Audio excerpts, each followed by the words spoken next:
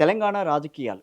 మాట్లాడు. సో, ఎలా చూసినా గూడా, ఎక్కడ చూసినా గూడా 3 పార్టీల చుట్టూనే తిరుగుతోంది ఈ రాజకీయం అనేది. ఒకటి బీఆర్ఎస్, ఒకటి కాంగ్రెస్, ఒకటి బీజేపీ. సో, రేపు రాబోయే ఎన్నికల్లో గూడా ఈ 3 పార్టీలే ఇక్కడ తమ అస్తిత్వాన్ని చాటుకుంటాయా? మళ్ళీ వేరే పార్టీలకేదన్నా బీజేపీ అవకాశం కల్పిస్తుందా? అంటే ఏం చెప్తారు? బీజేపీ వేరే పార్టీకి అవకాశం కల్పించే దాఖలా లేదు. ఎందుకంటే నేను ఆ పార్టీలో ఉన్నాను గనక, ఆ పార్టీ పద్ధతులను నేను చూస్తాను గనక, హ్మ్.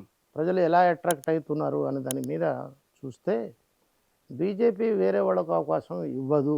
కూటమి. ఎందుకంటే ఇవ్వదు. కూటమిగా ఏర్పడి ఎవరితో అన్నా ఇక్కడ హ్మ్. ప్రభుత్వాన్ని ఏర్పాటు చేసే ప్రయత్నం అయితే చేస్తుందా బీజేపీ? బీజేపీకి వేరే వాళ్ళతో అవసరమే ఉండదు. ఎందుకు ఆ! మరి పక్కన ఆంధ్రప్రదేశ్ రాష్ట్రంలో అవసరం ఉండే గదా! బీజేపీ తెలుగుదేశం పార్టీతో కలిసింది. అటు పక్కన జనసేన లాంటి పార్టీలతో కూడా కలిసి అక్కడ ఆ ఆ ప్రభుత్వాన్ని పరి ఆ రాష్ట్రం పరిస్థితులు వేరు. ఈ రాష్ట్రం పరిస్థితులు వేరు. ఈ రాష్ట్రంలో హ్మ్. గిరిజనులు 10% ఉన్నారు.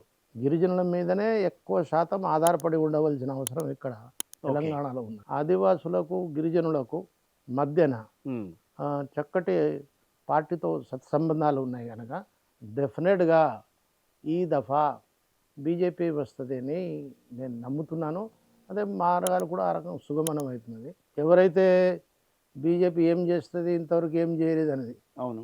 అనుకున్నారు. హ్మ్. కానీ గతంలో ఉన్నట్టుగా కాంగ్రెస్ ఏం చేసింది? తర్వాత బీజేపీ బీఆర్ఎస్. బీఆర్ఎస్ వచ్చిన తర్వాత ఏం చేసింది? హ్మ్. తర్వాత కాంగ్రెస్ వచ్చిన తర్వాత ఏం చేసింది? హ్మ్. అనే ఆలోచనతో పడ్డారు. దీన్ని బట్టి ఏం తెలుస్తున్నదంటే డెఫినిట్‌గా ఈ ట్రయాంగిల్‌లో బీజేపీయే ఆ మార్గంలో వస్తదని నేను నమ్ముతున్నాను.